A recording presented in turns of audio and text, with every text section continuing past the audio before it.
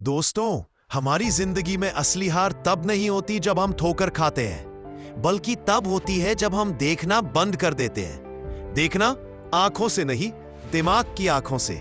हम अक्सर सोचते हैं कि हमें लोग हराते हैं, हालात हराते हैं, किस्मत हराती है, लेकिन सच क्या है?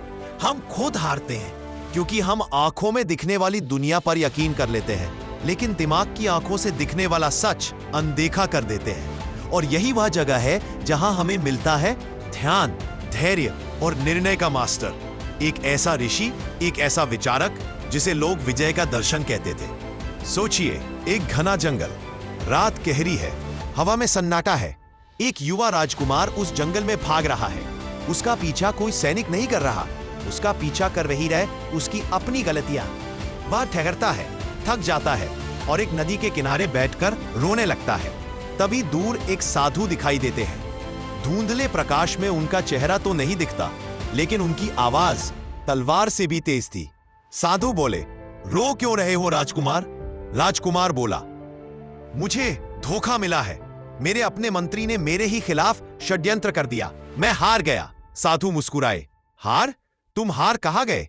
राजकुमार बोला, मेरे पास सेना नहीं, मेरे पास ताकत नहीं, मेरे पास सत्ता नहीं। साधु ने नदी में पड़ा एक छोटा सा कंकर उठाया और बोले, क्या यह कंकर नदी को रोक सकता है? राजकुमार बोला, नहीं। साधु ने कहा, तो फिर इंसान तुम्हें कैसे रोक सकता है? तुम्हें रोका है तुम्हारी अंधी आंखों ने, क्योंकि तुमने देखा वही जो दिखाया गया, लेकिन जो नहीं दिखा वह असली खेल था। राजकुमार चुप हो गया। साधु ने धीरे से कहा, दिमाग की आंखें खोलो, दुश्मन वाह। दोस्तों, हमारी जिंदगी में सबसे बड़ा जाल वह नहीं होता जो हम आंखों से देखते हैं। सबसे बड़ा जाल वह होता है जो हमें महसूस भी नहीं होता। भावनाओं का जाल। कभी प्यार में, कभी भरोसे में, कभी गुस्से में, कभी महत्वाकांक्षा में। सबसे गहरी चोट हमें वहीं से मिलती है जहां सबसे ज्यादा विश्वास होता है। यही बात उस राजकुमार की जिंदगी में भी सही साबित हुई। जिस मंत्री को वह अपना सबसे करीबी समझता था, वही सबसे बड़ा गद्दार था। लेकिन साधु ने उसे एक रहस्य बताया। दुश्मन को पहचानना आसान तब होता है जब तुम अपने मन का शोर बंद कर दो। दिमाग तब साफ देखता है जब दिल शांत रहना सीख जाए। यह लाइन सुनते ही राजकुमार बोला, फिर मैं जीतूंगा कैसे? साधु ने जवाब दिया, ध्यान रखो, युद्ध तलवारों से नहीं, धैर्य और रणनीति से जीते जाते हैं। जो खुद को जीत लेता है उसे दुनिया हरा नहीं सकती। राजकुमार अपने राज्य लौटता है। न सेना, न धन, न समर्थक, कुछ भी नहीं, लेकिन इस बार उसके साथ था दिमाग का प्रकाश।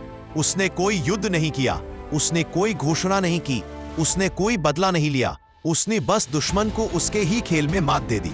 उसने चुपचाप मंत्रियों को परखा, धोखेबाजों को पहचान लिया, सच्चे लोगों को साथ किया और सही समय आने पर सिर्फ एक आदेश दिया, और पूरा राज्य बिना खून बहाए उसके कदमों में झुक गया।